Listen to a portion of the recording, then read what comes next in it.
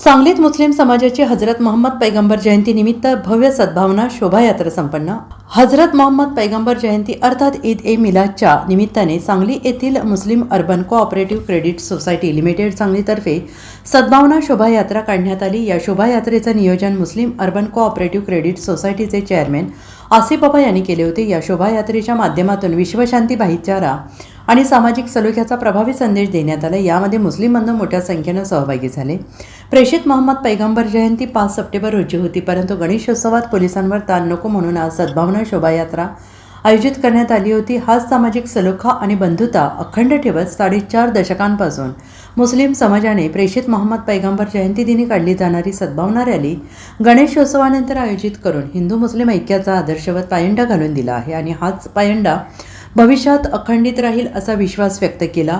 सांगली बदाम चौकापासून सुरू झालेली ही शोभायात्रा स्टेशन रोड, जुनी नगरपालिका भाजी मंडई, फौजदार मोहल्ला, हिराबाग कॉर्नर, मुस्लिम अर्बन कोऑपरेटिव्ह सोसायटी मार्गे हिंदू मुस्लिम चौक नळभाग सांगली येथे शोभायात्रेची सांगता करण्यात आली। या शोभायात्रेमध्ये अहेले सुन्नत वल जमात सांगली शहर, मकान चौक, यारब स्पोर्ट्स, बदाम चौक, वक्त चौक, समस्त मुस्लिम शानदार फ्रेंड सर्कल, पेटबाग मित्रमंडळ, राम रहीम फ्रेंड सर्कल, उमर गवंडी, शाहनवाज फकीर, सलमान बाबा, अल्फा शेख, इर्शाद शेख फकीर, साहिल मखदूम, जावेद तोरगल, इक्बाल जमादार, नाझीम अन्सारी, रफिक पाशा आणि इतर सामाजिक कार्यकर्ते हजर होते।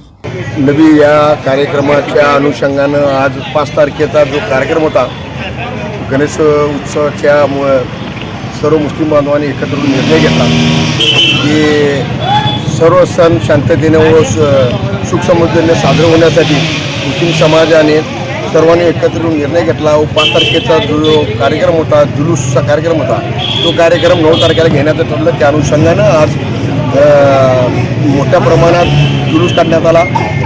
यामध्ये लहान मुलापासून वृद्धापर्यंत सर्व सामील झाले।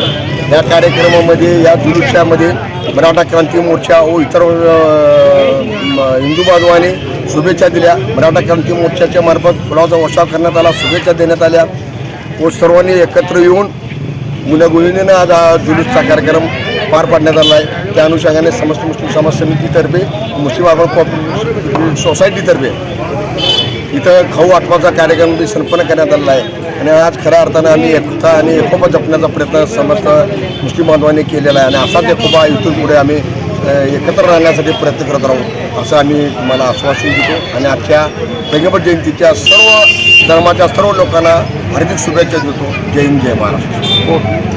मोहम्मद पैगंबर जयंतीच्या निमित्त खास करून ही पैगंबर जयंती 5 तारखेला होती, परंतु सार्वजनिक गणेश विसर्जन 6 तारखेला असल्यामुळे कुठल्याही प्रकारचा कुणालाही बाधा न हो यामुळे आपल्या सांगलीला सर्व समाजाने मिळून हा आपण सण जो आहे तो 9 तारखेला करायचं ठरवलं। त्यामुळे आज एका ऐतिहासिक अशी मिरवणूक जुलूस आज पार पडल्या। जवळपास 20 ते 25 हजार लहान बालिका असतील, मोठी वृद्ध माणसं असतील, सर्व भावांनी मिळून आज हा फार एकदम हर्ष उल्हासमध्ये हा जुलूस पार पडलेला आहे। तर हा जुलूसची सुरुवात सकाळी 9:30ला बदाम चौकातून झाली आणि सांगता परत 11:30ला बदाम चौकातून झाली।